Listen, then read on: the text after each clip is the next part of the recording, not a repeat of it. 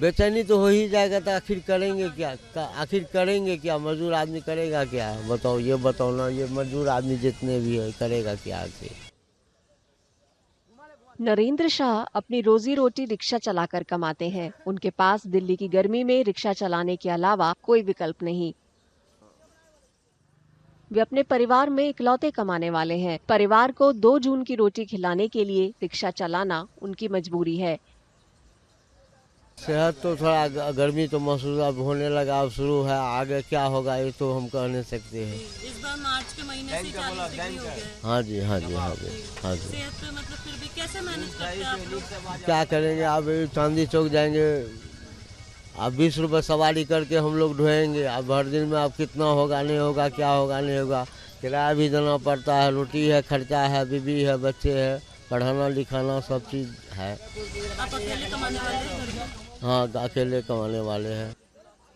इन हालात का सामना करने वाले नरेंद्र शाह अकेले नहीं हैं। मोहम्मद हसीम ऑटो चलाते हैं। वे बताते हैं कि गर्मी में आमदनी कम हो जाती है। उसकी भरपाई के लिए उन्हें देर तक ऑटो चलाना पड़ता है। गर्मी से राहत के लिए वे बीच बीच में किसी पेड़ की छांव में आराम कर लेते हैं। शरीर में पानी की कमी ना हो, इसके लिए तरल का सेवन करते हैं। बहुत बुरा असर पड़ता है, पोल्यूशन भी बहुत ज़्यादा है, उसके बाद काफ़ी गर्मी होती है, भीड़ भाड़ ज़्यादा होता है, तो देखते हैं जितना काम कर सकते हैं करते हैं। फिर थोड़ी देर पानी ज़्यादा पीना होता है, कभी नींबू पानी पी लिया, कभी ठंडे में गाड़ी लगा के थोड़ी देर रेस्ट कर लिए, इसी तरीके से पूरा दिन चलता रहता है। दिल्ली में समय से पहले गर्मी आ गई है। कई लोगों के लिए दिन का तापमान बर्दाश्त से बाहर हो रहा है। हवा की खराब गुणवत्ता ने हालात और बुरे कर दिए हैं। ये तेज धूप में काम करने वालों की सेहत के लिए खतरनाक है। सेहत में बहुत ज़्यादा फर्क पड़ता है, क्योंकि एनर्जी सूख जाता है अंदर से, एनर्जी सूख जाता है, फिर चेहरा सूखने लगता है, और धूप इतना ज़्यादा लगता है कि गाड़ी अगर ड्राइवरी करते हैं तो चलाने की तो हृदय नहीं करती है।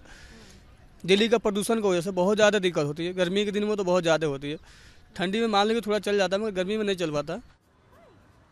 दिन में लोग बाहर निकलने से कतराते हैं। गर्मी का रेहड़ी पर फल और दूसरे सामान बेचने वालों के कारोबार पर असर पड़ रहा है। वे बताते हैं कि गर्मी आने के साथ उनके माथे पर शिकन आ जाती है। उन्हें बुरी सेहत और कम आमदनी की दोहरी मार झेलनी पड़ती है। गर्मी में सेहत पे आदमी होता है, दुबला हो जाता है, काला हो जाता है, ठीक है, खाना नहीं हजम होता आदमी के, थकान ज़्यादा लगती है, धूप ज़्यादा होती है ना दोपहर में, रोजगारी में फर्क पड़ जाता है। काम नहीं होता है, 12 बजे के बाद में काम नहीं होते हैं। हाँ जी, 12 बजे के बाद में काम नहीं होता है। हाँ।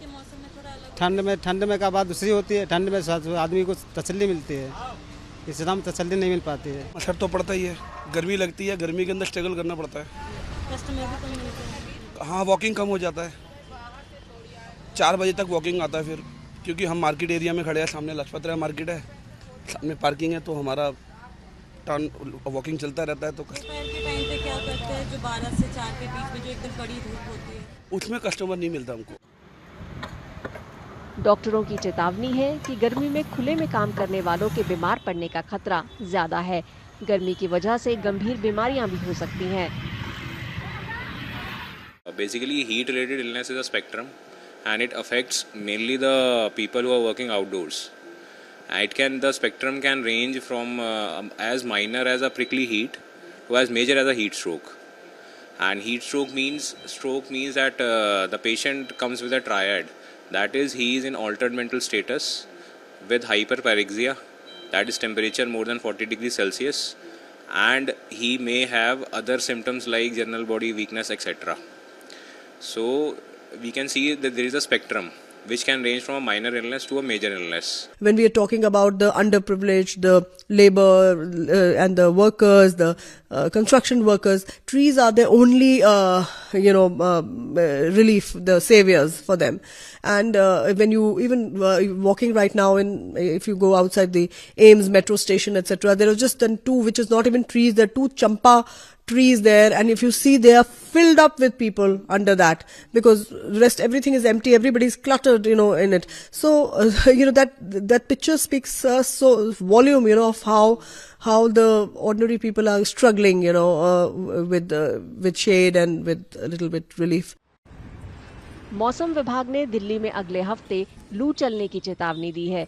अधिकतम तापमान 40 डिग्री सेल्सियस के आसपास रहने के आसार हैं।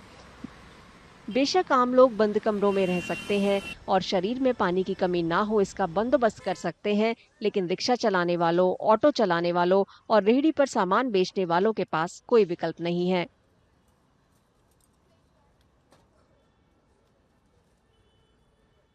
गर्मियों की छुट्टी होने वाली थी, मेरे पापा आने वाले थे, तो हम लोग सभी खुश थे। तो मैं एक बेड पे चढ़ के डांस कर रहा था, लेकिन वो पहले ही आ गए। फ्रीज तो मैं उस समय तो कंटिन्यू नहीं कर सकता था, तो फ्रीज फ्रेम टाइप का हो कसम गया। पैदा कर